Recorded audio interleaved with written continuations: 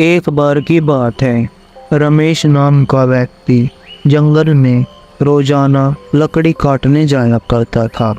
रमेश बहुत गरीब था और उसका एक छोटा सा परिवार भी था। उसके परिवार में उसकी बीवी और एक बच्चा था। वह रोजाना जंगल में जाता और लकड़ी काटता था तथा उन लकड़ियों को लेकर बाजार में बेचता था, परंतु उन पैसों से उसके परिवार का खर्चा नहीं चलता था।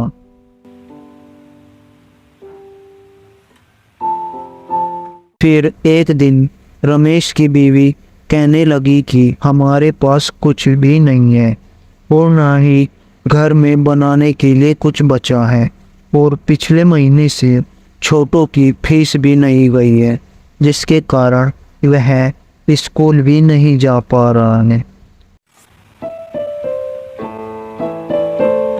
रमेश कहता है कि ठीक है। फिर उसकी बीवी कहती है कि गांव में किसी से कुछ पैसे उधार ले लो। पीछे से छोटू कहता है कि पापा जल्दी कुछ न कुछ करें, मैं पिछले महीने से स्कूल नहीं गया हूँ।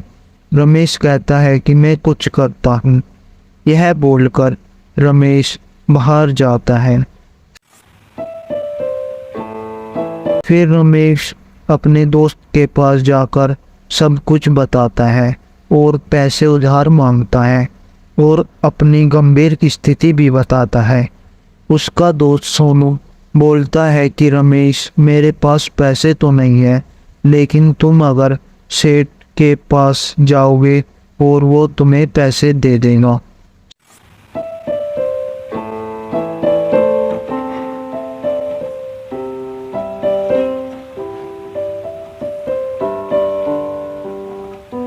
सेठ रमेश को पैसे दे देता है।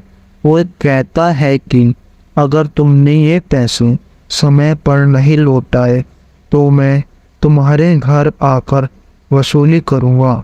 सेठ बहुत कंजूस मिजाज का व्यक्ति था।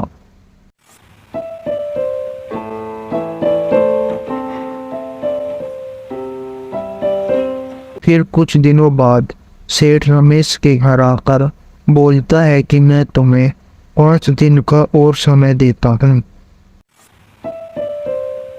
कुछ समय बाद रमेश पापड़ बेचने का काम करने लगता है।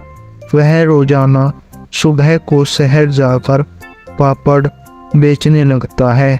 इससे रमेश को बहुत बचत होती है। धीरे धीरे रमेश ने पापड़ बेचकर सेठ का सारा कर्जा उतार लिया और अब रमेश रोजाना शहर जाकर अच्छा पैसा कमाने लग गया था।